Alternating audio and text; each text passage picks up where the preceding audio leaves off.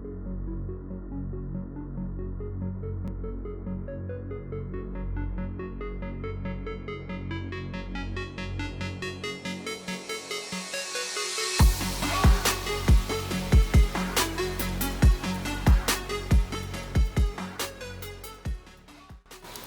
so welcome back to the second episode of this SaaS series. So, since the last time I did the last video, I've been able to structure the folder for the presentation. So, I'll use this opportunity to just go through everything with you guys. So, the idea is for us to start with the authentication of the whole application. So we have the authentication or logout. So we'll start with the login page and the logic behind the login page. So let me make this clear. So this is not going to be 100% tutorial. So if you are expecting that I'll be doing live coding, then I'm sorry, I will not be doing that, but rather I'll be doing code walkthrough. So I'm also learning Python stuff, so I might not be able to code live, or I might be slow coding live because I have to do a lot of research to get the result that I want. So what I'll do is that from time to time I'll explain the code as they are perfectly tuned. Then I'll come on, do a video recording, and I'll explain it. Then we'll also try and fix some of the errors. So I'll do some demos and we'll try fixing them and also see how we'll move. So in this video, basically what we are going to talk about is the authentication service, so the auth service. So I've created an auth file, so auth.py, and sorry, this is not a beginner tutorial, so I assume that you know a little bit of Python and you know a little bit of Python Flask. Okay. So with Python Flask, all your HTML and stuff will go here into the template. So here we'll be talking about the login, and then the login. This is the UI. So I will not be talking about UI here. We are not doing HTML. So basically, I took this dashboard. So this dashboard that you see, I took it from this guy. Took it from CodePen. So I'll put this one in the description so you can see. This is the UI. That's what I'm using currently, and I took it from CodePen. So I will not be doing a tutorials on that. I will not be talking too much about the UI, but rather what's the new improvement that I will add to the UI is what I will talk about. So this is the login page. We have our login form. Then the action is being posted to a login route, which the method is post. So we have the password and everything, just like whatever you are seeing here. Then in the auth, here we did this import. So the JSON, we'll be using JSON for data processing. Then we have the request Python Flask for rendering. We have the render to render our page. We have the request to receive request, and this function is for building URLs for the routes, and we have the sections, and we have this error and some other few important codes. So we have this. I'll talk about whenever we are using any of this function from these libraries. So the main important thing is the auth code. So for this project, to speed up everything, I'm going to use Firebase. So I'm using Firebase to make everything fast because I don't have to create a database or manage any database kind of code or resource. So I'll be using Firebase for easy faster development. So from this, we are importing all this from this firebase file. So this the library. So we are using we are saying firebase. So we are using this library. You can Google it. Let's do a quick search here. So you can see it here. We'll be using this library to get access to our firebase. So to install it, you just do pip install, then you attach the name and serving all this. So we have the services that we'll be using from firebase. We have the authentication, that's what we'll be talking about. We have the database, and sometimes in the future we might use storage for uploading storing user code. So we'll be using the authentication function here. That's what I'll be talking about mostly. And this is an example code if you want to implement this firebase interface in your project. You can just come to this GitHub repo and do that. So let's go back to the code. So here you don't have to see this my private configuration file for firebase. So to get the configuration file, you just have to go to firebase console. So you can say firebase console. So, and firebase is free for all Gmail accounts. So if you have any Gmail account, just go to console.firebase.com whilst you're logged in, and that's it. You add a new project. So these are my other projects that I have that later I might do research tutorials on each of them. So there's we have the vid plus, that's what we are working on. So you can just create a new product, put the name here, and then continue, and that's it. You'll be done.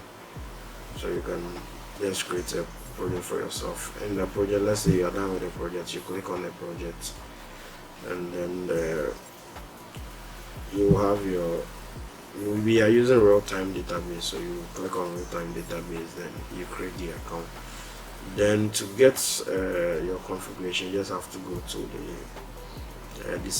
project settings. You click on this gear, then you go to project settings, then your apps. So you have your apps. So we are building a web app, so we have added a web app already. I've done that already. And then you scroll down and you are looking for this config file. So you have to import this config file. We are not using this how do you call it, we will not be using the analytics, so we just have to copy the config file, then we come back to the Python now. Then we initialize the firebase objects. So you use the library to initialize it, and we pass the configuration here, then that's it. You have access to all the firebase services. So we have the off, and that's what we're talking about. So then we have the database for storing data later in the tutorial. So that's whatever is going on in this firebase, and that's how we connect to firebase and use the firebase service. Alright, so let's continue. So now that we have the firebase object, the auth object, and the database object imported into our auth file, we'll start with we have the login. I think we have to start with the login, but let's talk about the logout. So we have the login function. So let's go on with what the process involved in getting into the login. So first, I have another file here called the server, web server.py. So here we did this all import. We have the Flask and we have some util files, which is the redirects. We are importing from the login. So we are going to talk about the login. So we are getting this login from this auth file. So this is what we are trying to reference, this login. So we have our route. So this Python Flask route. So we are saying that when we hit on the login, and we are now in the login route. We are accepting the HTTP request, which the type post and get. So we process the post and get in a different way in this function. So that's how we get to. So whenever we visit our project and we are like our IP, the server IP / whatever we are hitting to, then we go, then we are hitting this route, and then we define this function, which is, I'm using the uppercase to differentiate between this one and the one that we are importing. I think there's a better way to structure the Python project, but for this Flask project, I'm just using my own conventional way of making things work. The code is going to be some way dirty, but later we'll clean it up and make it look more professional. So when we hit on the login route, this function will be called, and the first thing we'll do is to call the section. So we are trying to call the section of whatever request is coming in to see if the user is already signed in. If the user is already logged in, then we redirect the user to this page, which is the home page.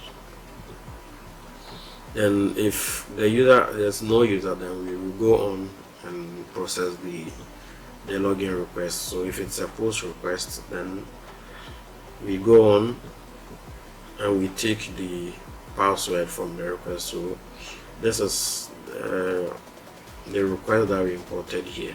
That's what we are using here, and inside the request we have the method object, and if the method object is equal to post, then meaning we are processing the post request of the login route. So we go on, we extract the email from the request by using request.form, then we use this email key to access that, and this email key is just like the same thing that we are passing in the form. So inside this form we are saying we are posting, and we have the email key. So this is the key we are trying to access, and we have the password, and the password to use this one. So that's what's happening here. So we are extracting this from the form request. Then we started try and exception block. So we are trying to see if the user, this password and login is already in our database. If it's not, then we throw this error, then we redirect the person to the login page again and tell the person the login details were invalid. If not, then we go on. So we use the off method that we imported from the database firebase file. Then we use this method sign in with password and email and password, and we pass those email and password that we extracted here.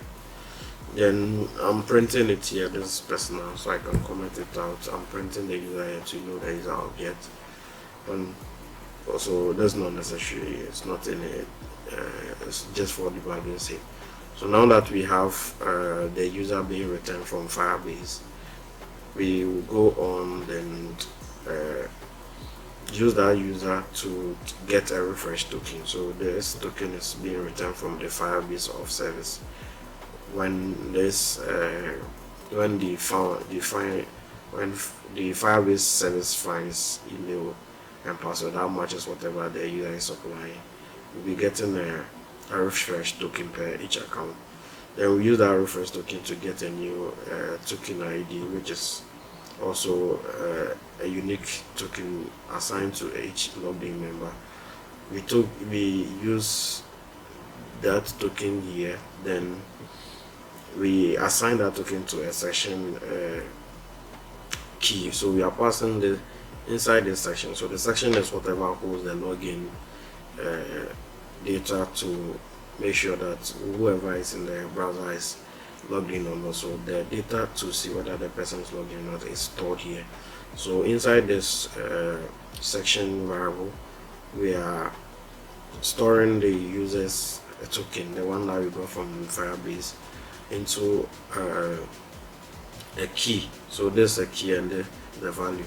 We are putting this key into the section variable and assigning the key to it so that we can use it in the future. We are also extracting the user token. We are extracting the user token here and also storing it in a section so that we can use it later. If everything is successful, we redirect the person to the home page, which is the dashboard. So that's it. So if it's not successful, then I think this we throw an error. I'm printing the error here to know whatever error is throwing up for debugging sake. Then we the message that we initialize here, we just update it with this new detail that the credential was wrong. Then we return the login page again, then the assign pass the message to that login page and we shoot it to the person. So let's try. So here I'm putting in the wrong email. So this email is not registered. Then I'll put in the random password. So I'm expecting that to redirect back and say login details, invalid login details. So this user was not found, so that's why we are throwing this guy out there. So let's move on and let me put in this. So this email and password is already registered. So let's click login and see if now we'll be taken to the home page, which is the dashboard. Let's do that. Okay, so now you can see that we've been able to successfully log in into the home page, which is the dashboard of the app. Let's go back, and that's how the login and the logout works. So the logout is just to clear whatever we stored here. So it will clear so that when you are looking for it to authenticate whether the user is signed, we just clear that out and we redirect the person back to the home page. Okay, so let's talk about the registration. So when you hit on our page and you're a new user, then you'll be required to create an account. So right from here, there's something that says create an account. You click on that, then you'll be taken out to the sign up page. So the sign up page is in the register. So again, I will not be talking about the HTML. All we need is the keys, the names that will be passing to the registration route. So we have our registration route here. So the Flask route for that is the same thing, just like the login, but this time around we are hitting the register route, where we define the function and also import the register from the same file. So we are importing this function into our server file, and then we call it whenever someone hits on this route with a post or get request. So let's go and talk about whatever is happening in the registration function. So inside the registration function, we have this initializing a message that will be processing to return to the user depending on whatever happens. Then we try to check if there's a session. So we are trying to check if there's someone already logging in the browse in the past. If there is, then we return the person straight to the home page, so you don't need to re-register whilst you're logging. If not, then just like the login function, we access the request coming in and we check the method. The method is posts. We extract the email and password and the name. So we are extracting name, email, password using the same keys. So we have the name, the key, name, email and password. That's what we are requiring for the registration. So then again, to create the user, we call the auth function that we imported from the Firebase file, the one we imported from this. We are calling the auth file again. Then in the off file is having another function. We have this function called create user with email and password. This is coming from the library, which is also a function in the Firebase service of service. We call the create user with email and password, and we pass the email and password that we extracted here. Then we use the same approach. Now that we have the user object, we use the user object to request for refresh token. Then we use the refresh token to get an token ID for our user. We store it in section. Then we have this custom function. So I have this function up here which says that set display name. So every Firebase of account is having a display name, so the name that's attached to the off account. So I got this code somewhere online, so which makes a request to the Google APIs service and set the name for you. So what we do here is to just pass in we are trying to get the off service and we get the API key. So the API key is within it's part of whatever you copied from your Firebase registration. So we use that to make a request and set the name in the Firebase off service in the cloud. So this is done by this request. You can pause the video and look at how it's being implemented here. So let's move on. So after setting the name, then if everything is successful, then we return the user to the home page, to the dashboard page. If not, we throw an error, we catch an exception, and we print the error out. Then here I'm using the JSON to load the JSON. After catching the error here, I use this JSON function. Okay, so we imported some JSON here. Yeah, so that's the JSON library. Inside the JSON library, we have this function that says load. So we load whatever is in this error, and then we try to access the actual error message by using this code. So if the error says the email already exists, then we throw in a message saying that email already exists, so the user should try another email. Then we return the person to the registration page by rendering the whole thing and passing the message that is captured here. So this render function helps you to render the HTML code which is within your template file. So let's try the registration and see how it works. So back here, let me see John. Let me do John. Let me see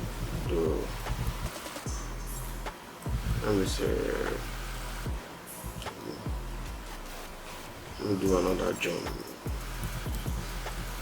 at gmail.com. So this, I'm just putting in something.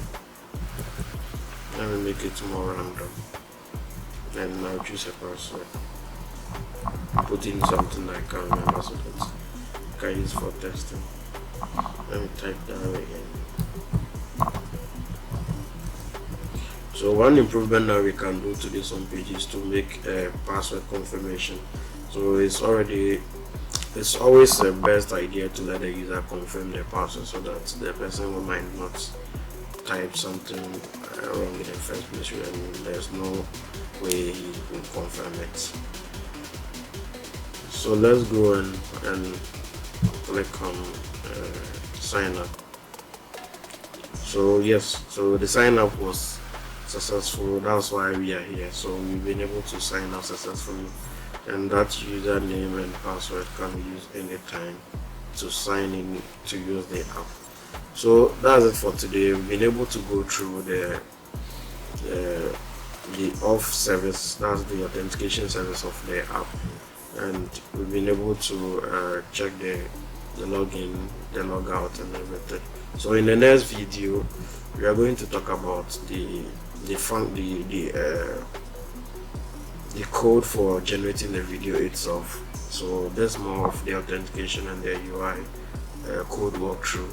The next code walkthrough is going to be more of the engine that generates the whole video. And I think I have to make this thing clear. The tutorial is going to be more of code walkthrough, because I have to do a whole lot of research to make sure that the functions are working correctly before I demonstrate. So I'll do a lot of coding offline, then I'll come online and record and explain the code to you guys. And I assume that you also know a little bit of Python, and also you know a little bit of Python Flask as well. So see you next time, and subscribe if you've not done that. Subscribe so that you'll be updated whenever I upload a new episode. Alright, see you soon. Bye bye.